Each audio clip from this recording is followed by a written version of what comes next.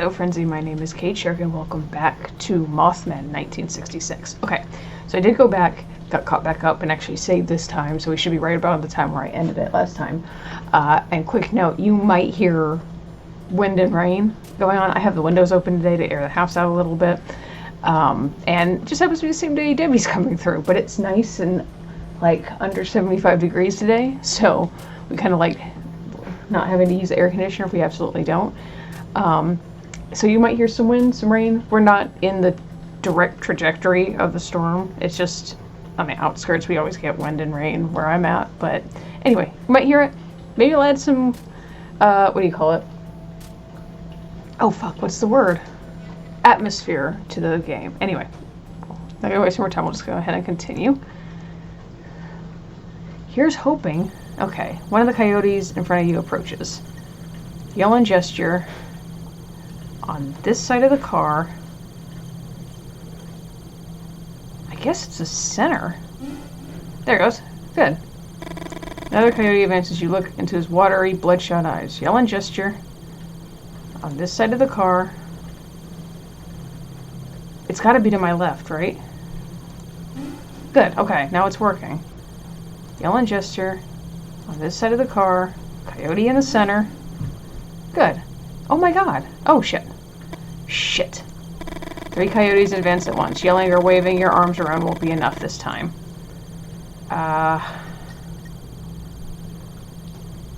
Do we bang on the hood? There we go. Trick seems to work and all coyotes back down. No coyote advance this time. It's your chance to go on the offensive. Run to the car. Oh, fuck. I was so... retry. Yell and gesture on this side of the car.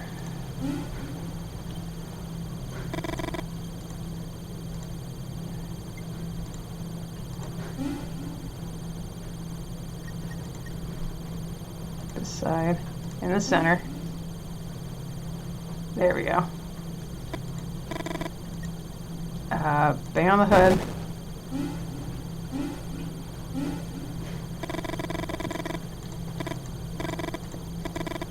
Okay, so we'll throw a stone. Crouch down and find 4 stones. You pick them up. Oh, I don't know.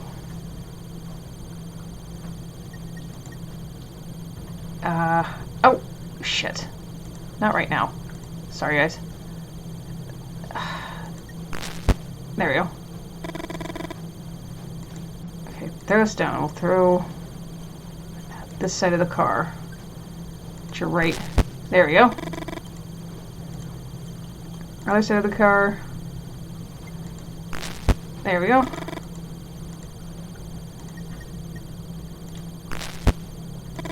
Oh. Ow! You get in the car, close the doors, and Victoria starts laughing. Although you know the reaction is more adrenaline than anything else, you start laughing too and then kiss her. You start up the car and the V8 roars into life. You resume the trip. After a few wordless minutes, you suddenly remember something. Halt, Vic. Oh, Holt, Vic. We're going to Holt's gas station.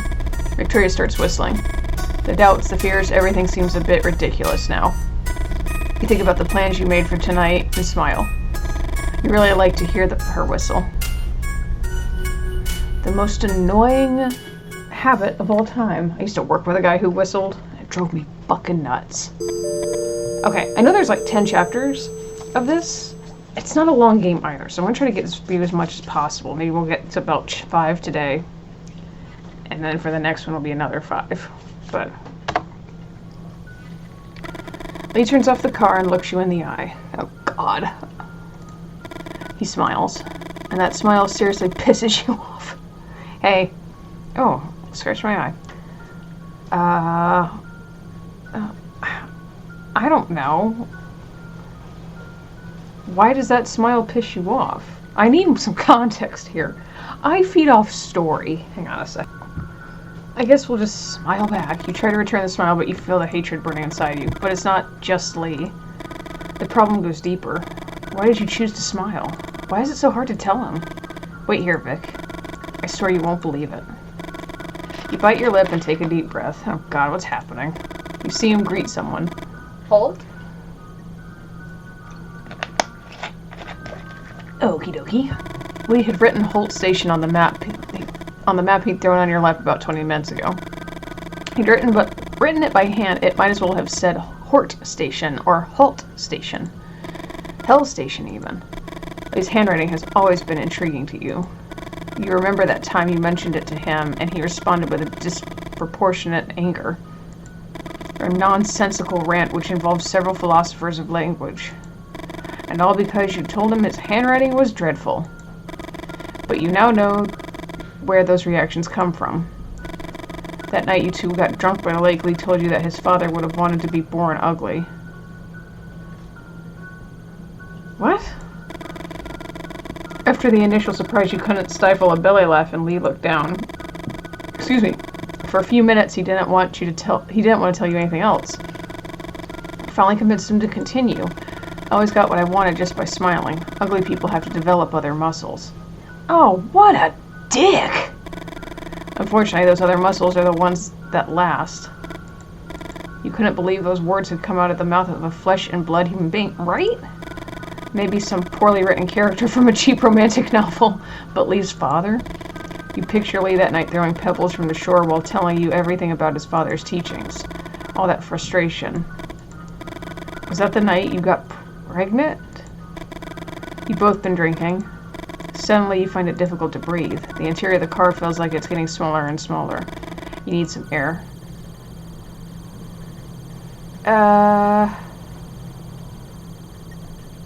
Don't say anything. You close the door slowly. You know what Lee is like with his new car and breathe in the cool night air. Victoria? Vic, this is Holt. Holt, Victoria. Hello. You respond to the greeting, but they don't seem to care that much. Be right back, Vic. You see them walk away with a box that they took out of the trunk. Looks like pizza. And from the effort Holt's putting in it, it seems heavy. Well, maybe never mind. Oh, it's probably for his dumb machine gun he's building in the garage. You're not stupid. You know that Lee has some business on the side beyond his work as an intern at the university. You heard some rumors and you have your suspicions. However, you never did too much digging. You prefer to keep it a mystery, something to make Lee a little more interesting.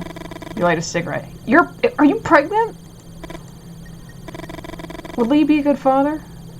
Well, you're not a good mother. And the question that you still haven't had the courage to ask. Well, it was the 60s. They didn't know. Would you be a good mother? That's not fair. 60s, they didn't know that kind of stuff then, I don't think.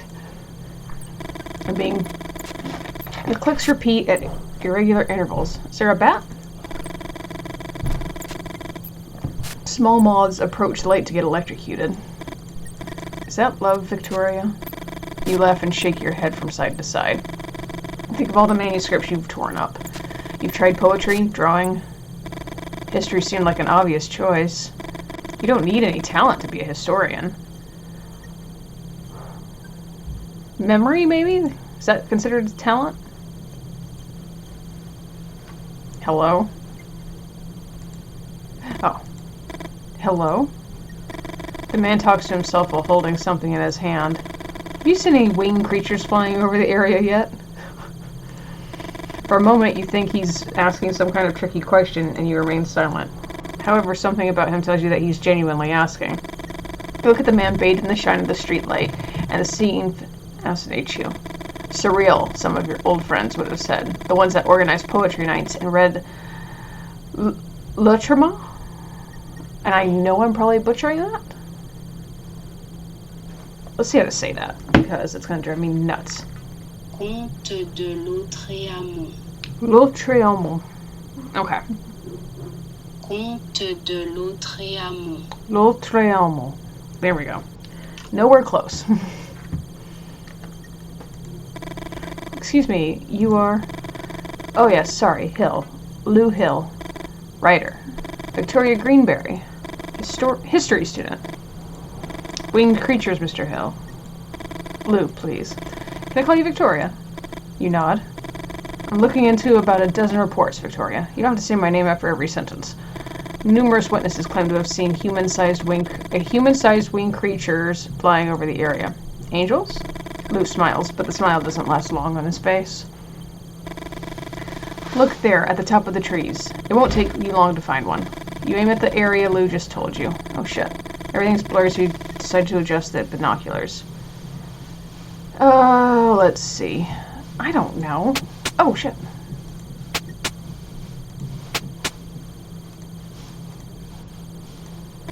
You move the diopter to the left and notice a change in your left eye. There we go. So now it's better. Okay, so now they're even, right?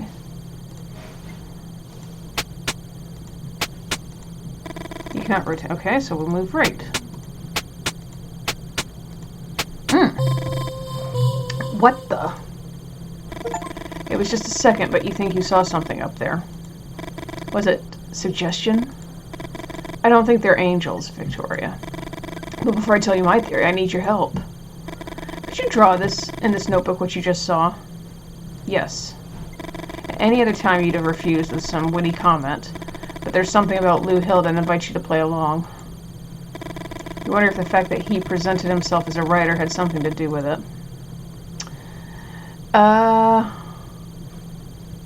Draw the body.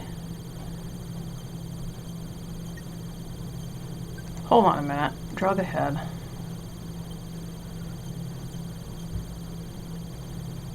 It's like a little owl. Yeah.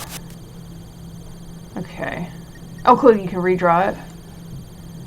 Small round body, wide chest. Human chest with wide wings. That wasn't right. Redraw the body.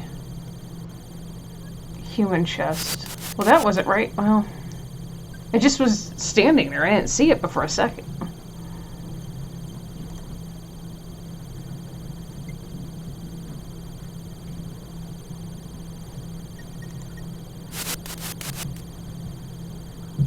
I didn't even see that. Let's redraw the legs.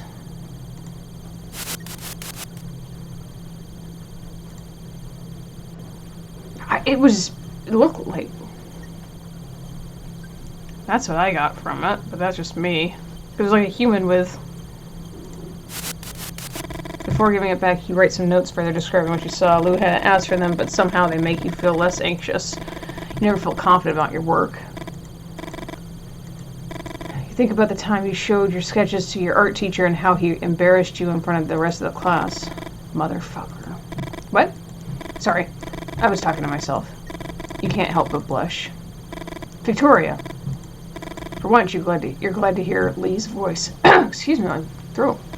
All good? Although he seems to be talking to you, Lee keeps staring at Lou. Lou Hill, writer. Lou holds out his hand. Lee Miller, historian. Lee walks over and puts his arms around you, his back to Lou. You know he must have been annoyed that Lou introduced himself as writer. Although it's hard for you to admit it, you like to be hugged. You feel safe. You think you would also feel safe in your grandmother's arms, or the arms of any other strong woman in your family. But the heat of Lee's body, the hardness of his muscles. You remember all those biologist arguments you hate so much and you can't help but smile. It's like you're cheating when nobody's looking. Come on, Vic. Let's see the surprise. Are you gay? Close your eyes. Close your eyes and let Lee guide you. Now open them.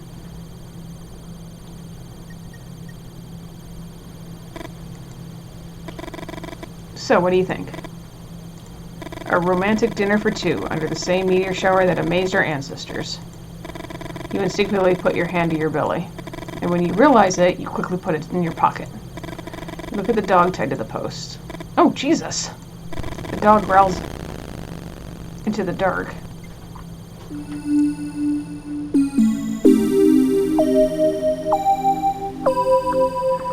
Okay.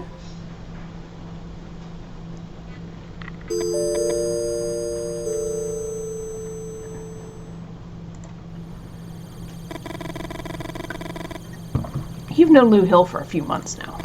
The first time you talked to him was at the Moose. Lou was looking for information about some unusual lights in the sky. Nobody would talk to him. Before going to the restroom, you went over to his table and suggested he buys people a drink first. When he got back, Lou was already talking to Rick and Stella, their tongues sufficiently loosened. Lou raised his glass in your direction and smiled. Although it wasn't you who gave him the nickname, you still feel a little guilty, since that night most locals refer to him as Lou Refill Hill. What do you recall about the encounter with these men in black? You smile. What does he mean? It had only been a week. You think about how to answer. You know Lou. He loves asking questions. So you're going to tell him one thing and one thing only. No follow-up questions.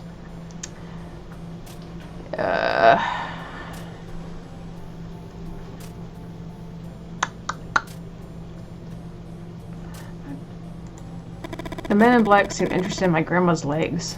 Lou raises his eyebrows. One of them told me that the spots on Elsie's legs predated her birth. And now that I think about it, I think he knew my name, too. It's not difficult considering the big sign outside, right? Maybe.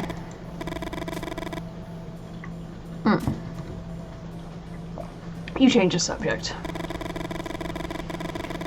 You know if you give him a chance, he'll keep asking questions all night. Red or black?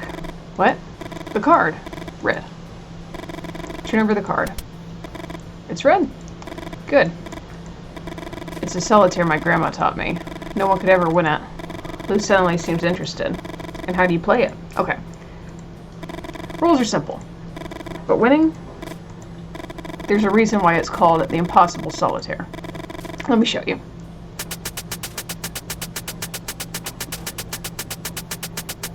Oh, it's free cell. The objective is to move every card from the board to the discard pile, I think. You can move any card whose rank is one higher or one lower than the topmost card on the discard pile. So let's say there's a 5 in the discard pile. You can either place a 4 or a 6 on top of it. And remember that if there's a K in the discard pile, you can place an A. A comes after K, and the opposite is also true. So, 28 cards to move. Seems easy enough, right?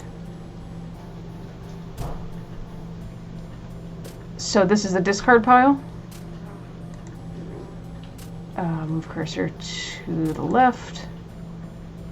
Cursor to right. Left. So we can do a 9 or a 7. So we can do 7, right? Okay, so then we can either go with an 8 or a 6.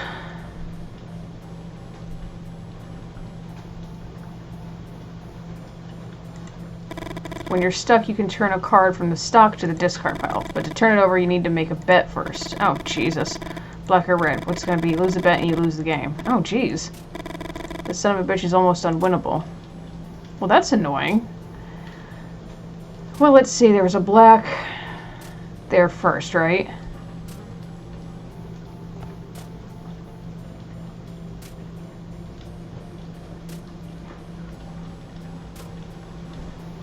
Bet red. Bingo. Okay. Let's see here. Select a card. So, I can do a king.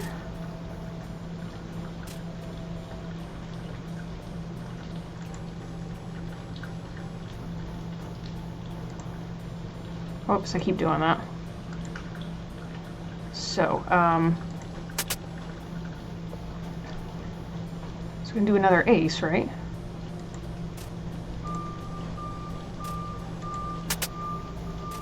Select a card, so I can go back and I can do another king.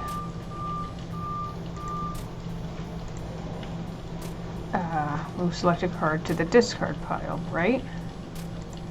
Okay, so it doesn't matter on suit or black or red. It just, the only thing that matters. Okay, so I have a queen, so select a card. Let's see, move cursor to the right. I can select a card. So I can select a card, push to the right, move selected card, okay. Select a card, push to the right, to the right, to the right. I should move to the left, to the left, to the left. Okay. Okay, so move selected card, so I can select a card, move to the left. Let me discard. Okay, so,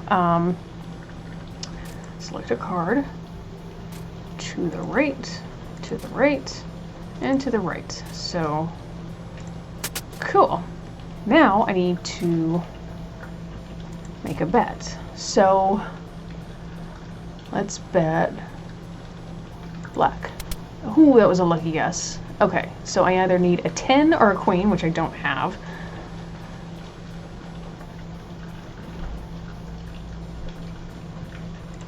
Okay, so I need a bet. I'm gonna bet. Let's see. Bet black again. Fuck! Oh, for fuck's sake.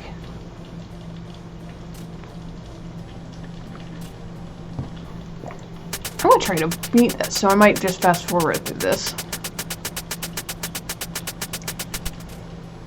Oh, that's easy. Okay. To the right, to the right, to the right.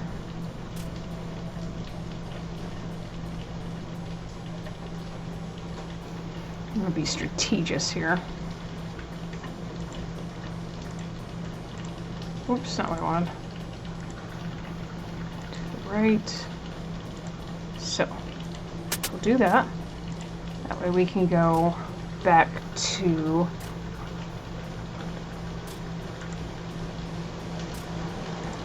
ten.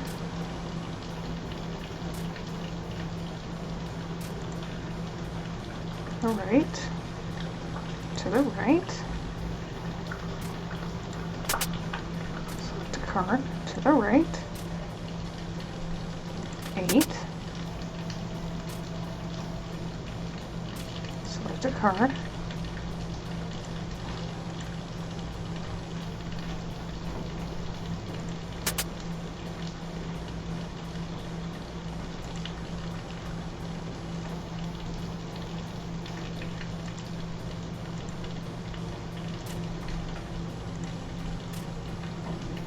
Six.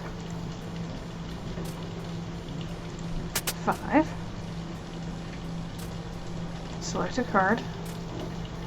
Push it to the left, so then we can 4.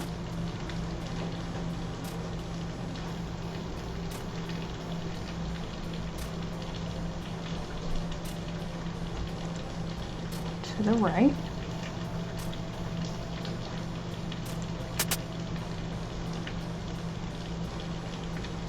Select a card. To the right. To the right. To the right. 2. So I can pick an ace, right?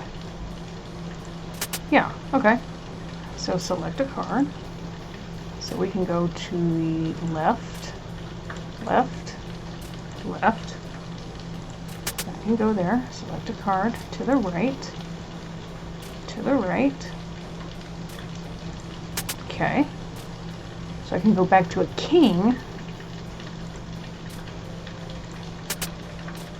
So I need to go, okay. I'll have to flip one over from stock.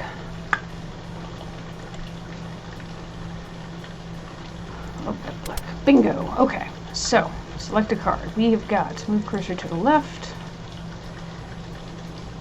on the left, the card to the right, to the right.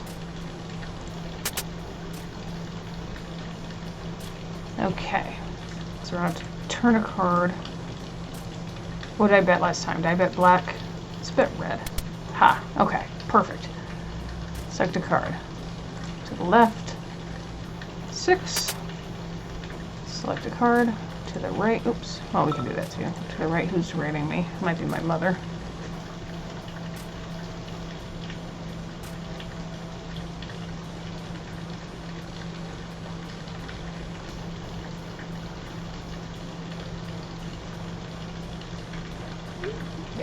My mom just told me she's home. Okay, that's fine. I figured that's what it was. Okay. We need 7, right? To the right. So we need 7. Select a card. So let's do... Oof. Okay. So we can't do one of the same, right? So we have to turn one over. I just bet red. I'm going to do black. Fuck! Leave the game. Lose with less than 15 credits. So we're gonna leave the game. Jesus. You hear barking from the back of the station? Trent? When they brought him in, they told me his name was Chase. Fuck it, it's Trent for me. You know Trent, right? From the Moose? Tall, prominent belly, and a scar parallel to the growth of his beard. You laugh heartily. Bluegill might be a bit of a pain in the ass, but no one can deny that he was good with descriptions. You think about the book he's given you. He signed it and everything. Oh goodness. Rain kicked up. Where did you leave it? I call him Trent because he barks like Trent on Open Mic Tuesdays. Come on, let's go to the garage and see the machine gun.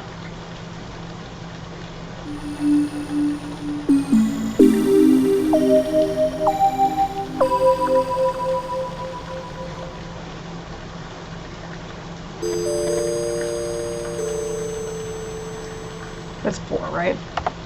Okay. So this is his idea of a special date. Looking at shooting stars while holding your hand. Telling you his plans for the end of the semester.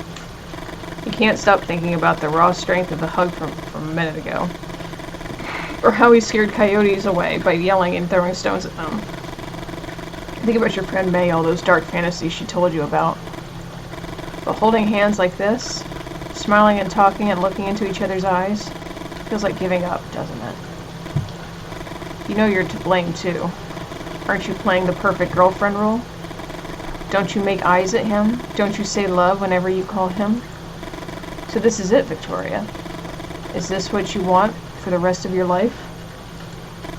Why don't you make up your mind just for once? You think of May again, of those women she claimed to know who could solve your situation using a coat hanger. Oh! Who wouldn't be the first? You wouldn't be the first or the last. The dog barks like a maniac and you appreciate the distraction. A mixture of guilt, anguish, and apathy takes over you. And now what? Why is he looking at you like that? Why doesn't he say anything? Has he asked you a question? I said if you're excited about the Doors. Oh, yeah. Of course you're excited. The Doors, Victoria. Freddie told me they're about to release their first album, and it seems they'll be playing in New York.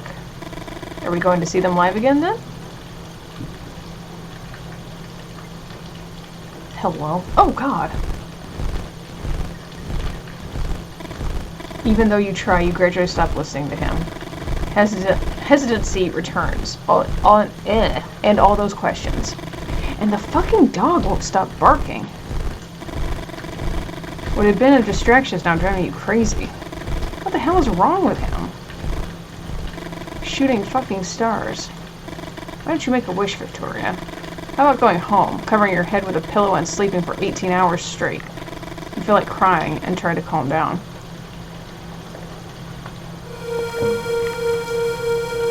The Mothman's gonna get your baby. Those eyes. That creature you thought you saw in the treetops with Blue's binoculars. Had it been real? Not just your imagination?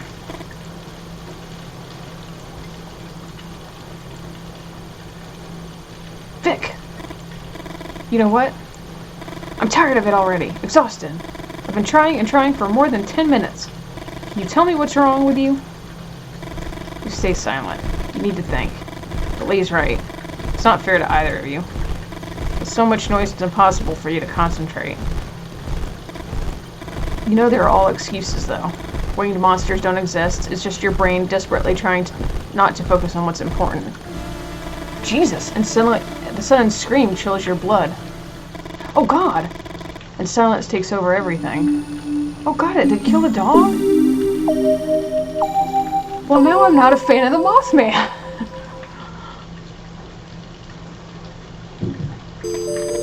Okay, chapter 5. I think what I'll do... It's not going to let me. Hang on one second. Here's what we'll do. Be safe here. Just to be safe. And what we'll do is we'll come back and finish up the last 5 chapters in this one. So for now, so that's what we'll do. We'll come back and finish up the story at a later time. But for now, thank you all so much for watching. Be sure to chomp down that like button. If you did like it, leave a comment down below with any other game suggestions. Start leaving your suggestions for Horrorween down below. I would love to see them. Probably after I get done with this game, I'll probably take a little break and get started on recording a few Horrorween episodes. And if I get enough recommendations, I might go ahead and start Horrorween a little early. But we'll have to wait and see. Anywho, doesn't matter. Make sure you leave those suggestions down below. I'd love to see them. And share this channel with your friends. Subscribe to the channel if you haven't done so already to see other videos that I've done. I will see you all in the next one.